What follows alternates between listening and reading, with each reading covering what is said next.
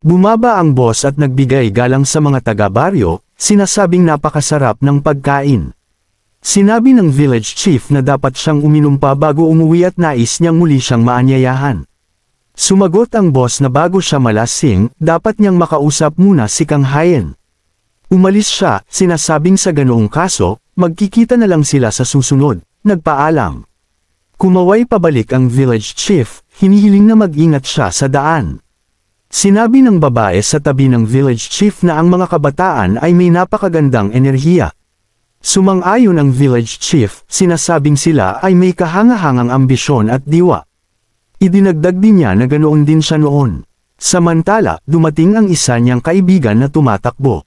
Tinanong ng village chief kung ano ang problema sa kanya at sinabing parang lalabas ang puso niya. Sinabi ng kanyang kaibigan na narinig niya mula sa ina ni Miyang. Tinatanong kung totoo na lilipat si Kang Hayan sa Seoul na ikinagulat ng village chief. Lumipat ang eksena sa restaurant kung saan sinabi ni Kang Hayan na tiyak na babalik muli ang kanyang boss. Dahil siya ay isang taong mapilit. Habang nag-iisip, iginuguhit niya si Tori. Samantala, lumapit si Tori sa kanya. Nang makita ang sketch, tuwang-tuwa siya at namangha. Mas maganda ang pagkakaguhit ni Kang Hayan sa kanya kaysa sa mga batang hindi man lang siya makita. Kinuha ang sketchbook, nagsimula siyang sumayaw sa tuwa. Nagkomento si Kang Hayan na naiintindihan niya ang dahilan, ngunit hindi pa rin siya makakatrabaho sa kanya. Sinabi niya na mahirap magbukas ng negosyo sa isang maliit na baryo. Pagdating sa paggawa ng maraming pera, kailangang lumipat sa Seoul. At tiyak na ganoon ang iniisip niya. Sinabi niya na kung talagang gustong kumita ng pera, ang paglipat sa Seoul ang tamang hakbang. Si Miyong at Sangwoo, kasama ang kanilang ina, ay lubhang nagulat nang marinig ito. Nabitawan pa ni Sangwoo ang plato ng pagkain na ginawa nila para sa kanya. Nagsimulang umiyak si Sangwoo at Miyong, sinasabing huli na sila at dapat mas maaga silang dumating. Nagulat si Kang Hayan at tumakbo sa kanila. Tinatanong kung dahil ba gutom sila at kung gusto nilang ipaghanda niya sila ng pagkain. Biglang dumating ang village chief. Sumigaw, tinatanong si Kang Hayan kung totoo bang gusto niyang lumipat sa Seoul. Tinanong niya kung bakit bigla siyang nagdesisyon. At kung gusto niya ang posisyon ng batang president director. Dahil mayaalok din nila iyon sa kanya. Inakala niya na baka inatasan siya ng ibang mga baryo bilang batang kinatawan ng adulto. Samantala, sinubukan ng kanyang mga kaibigan na pakalmehin siya. Sinasabing huwag niyang isipin na sila ang nakasakit sa village chief. Pinagalitan ng village chief si Kang Hayan. Tinatanong kung paano niya hindi sinabi sa kanila na lilipat siya sa Seoul. Kung saan si Kang Hayan, lubhang naguguluhan, ay itinanggi ito. Sinasabing hindi siya nagsabi na gusto niyang pumunta sa Seoul. Nakiusap si Sangwoo at Miyong kay Kang Hayan na kung aalis siya. Hindi niya sila dapat kalimutan at dapat madalas siyang bumisita. Nakiusap si Miyong na makipaglaro siya sa kanila sa huling pagkakataon. Kinamot ni Kang Hayan ang kanyang buhok, sinasabing mula sa simula. Hindi niya sinabi na gusto niyang pumunta sa Seoul. Kung saan sinabi ni Sangwoo na may ginawa sila ni Miyong para sa kanya. Tinanong ni Kang Hayan kung ano ang dinala nila. Kung saan sinabi ni Sangwoo na gusto nilang matikman ni Kang Hayan ang ginawa nila at sa pamamagitan ng pag-aalok sa kanya ng pritong kanin. Napakasaya nila sa theme park dahil sa kanya. At hindi lang iyon, nakakain din sila ng maraming masasarap na pagkain. Nanginginig si Sangwoo habang nagpapasalamat sila kay Kang Hayan. Ginawa nila ito para hindi umalis si Kang Hayan. At nagsumikap silang gawin ito. Umiyak si Miyong at Sangwoo habang sinasabing ayaw nilang maghiwalay at nakikiusap kay Kang Hayan na huwag umalis.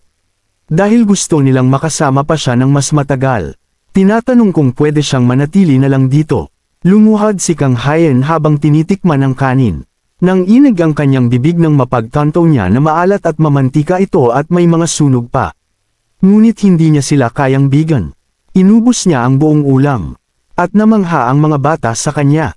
Tinapik niya sila na may ngiti.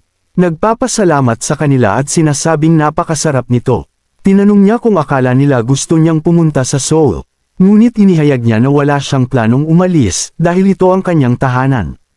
At saan pa siya pupunta? Ngumiti siya, sinasabing gusto niya ang baryong ito. Na nagpadama ng emosyon sa village chief.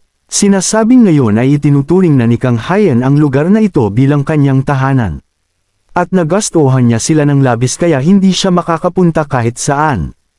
Naikinahiya ni Kang Hyen at inisip na sobra na siya. Biglang pumalakpak ang boss. Sinasabing kahanga-hanga si Kang Hyen. At naiintindihan niya ang ibig niyang sabihin. Dahil nakahanap si Kang Hyen ng mga tao na napakahalaga na hindi kayang bilhin ng pera. Gayunpaman, ang kanyang pagnanais na makipagtulungan sa kanya ay tunay din.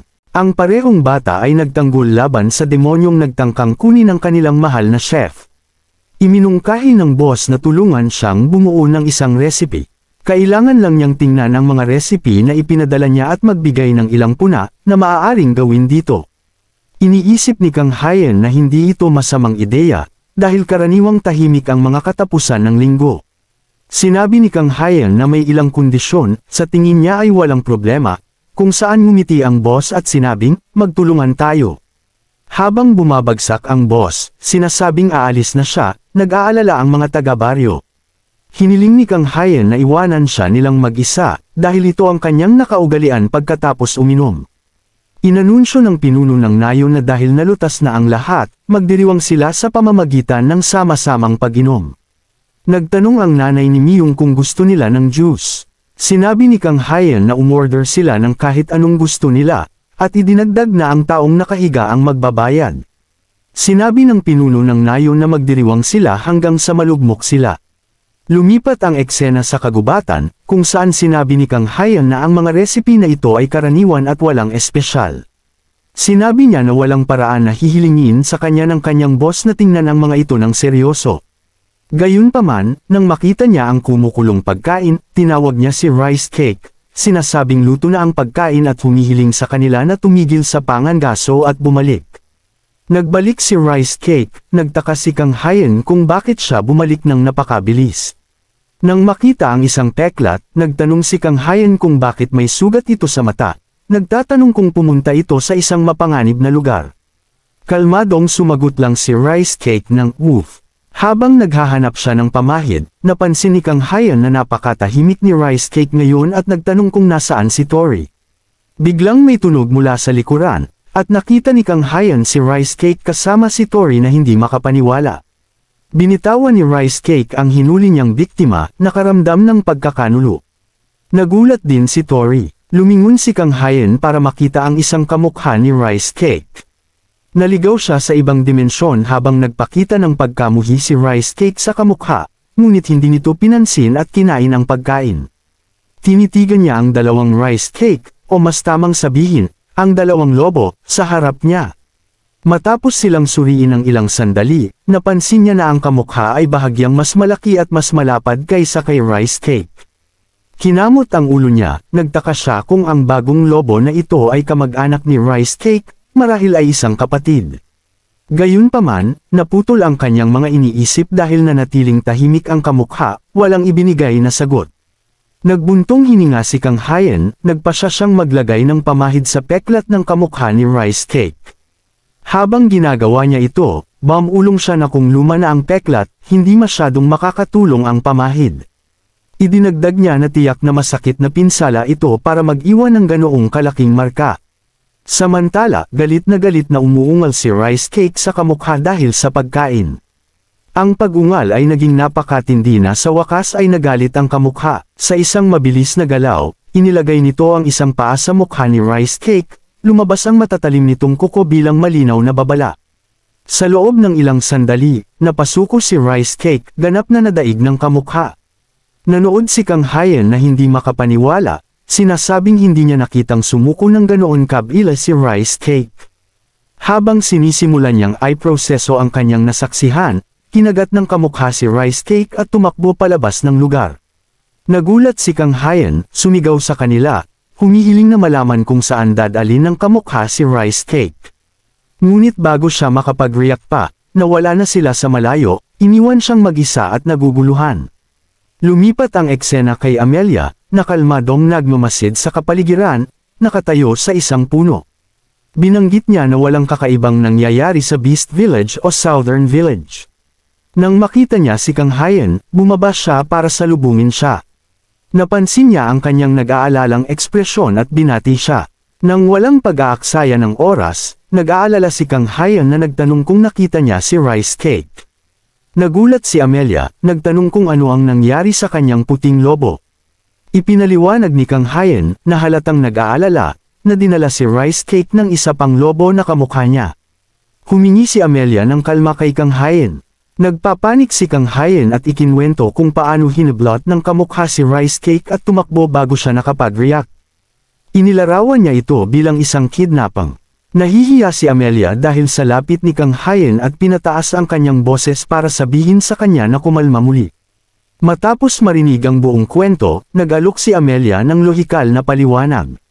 Sinabi niya na ang kamukha ay malamang na kamag-anak ni Rice Cake, malamang ay isang kapatid, at tiniyak kay Kang Hyan na malamang na hindi siya sasaktan.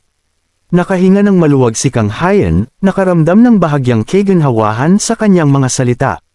Gayunpaman, mabilis na idinagdag ni Amelia na hindi niya mahuhulaan kung kailan babalik si Rice Cake.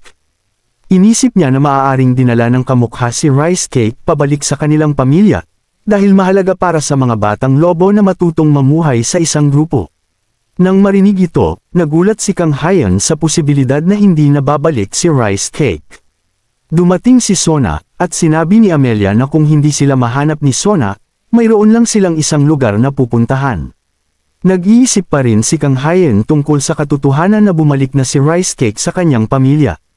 Nagbuntong hininga si Amelia, napansin ang malungkot na ekspresyon ni Kang Hyan, at nagtanong kung nakikita niya ang mga bundok sa malayo.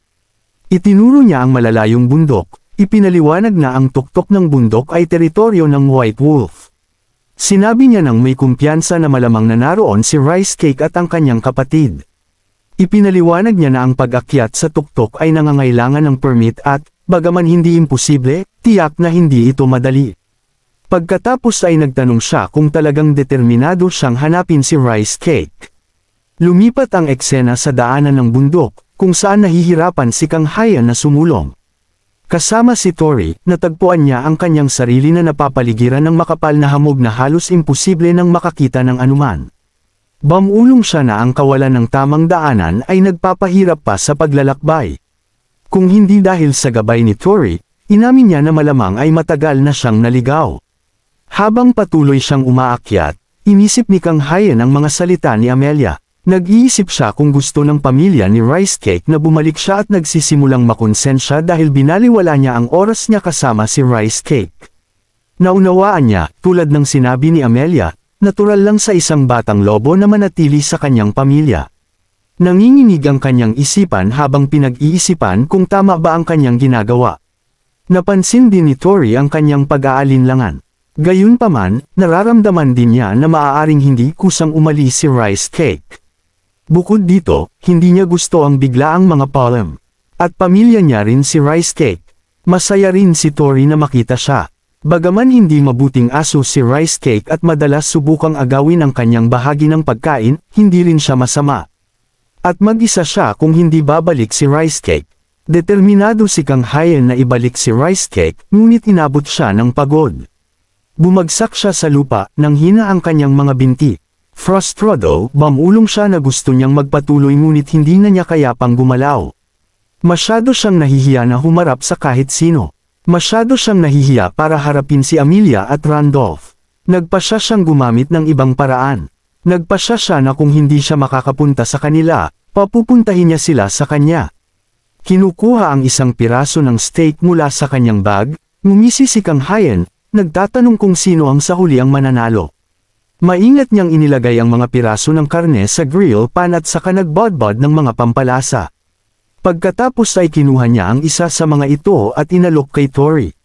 Masayang kumain si Tori ng payapa. Malakas na tumawag si Kang Hyan, nagtatanong kung naaalala ni Rice Cake ang kanyang paboritong putahe ng karne.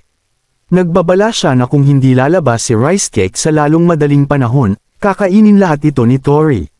Naamoy ni Rice Cake ang mga amoy ng lutong karne at napagtanto rin na may tumatawag sa kanya. Pagkatapos niyang magsalita, lumitaw ang isang anino mula sa hamog. Tuwang-tuwa, tinawag ni Kang Hyan si Rice Cake, ngunit mabilis na nawala ang kanyang sigla nang mapagtanto niyang ito ang kamukhang lobo. Tinitigan ni Kang Hayen ang kamukha at nagtanong kung nasaan si Rice Cake. Bago pa siya makakuha ng sagot, isa pang lobo ang lumitaw, at nabigla si Kang Hayen. Ang lobong ito ay kamukha rin ni Rice Cake. May isa pang lumabas mula sa likod ng puno. Dalawa pa ang sumunod sa kanya. Habang mas maraming lobo ang lumalabas mula sa kagubatan, bawat isa ay kamukha ni Rice Cake, lumalaki ang pagkalito ni Kang Hayen. Kinakabahan siyang bamulong sa sarili, nagtataka kung bakit napakaraming magkakamukha samantalang naghahanap lang siya ng isang lobo. Napapaligiran ng pack, biglang napagtanto ni Kang Hayen ang panganib na kanyang kinakaharap. Ang mga lobo, na naaakit sa masarap na amoy ng steak, ay nagsimulang lumapit sa kanya habang nagpapadala sila sa kanilang pagnanais na umatake.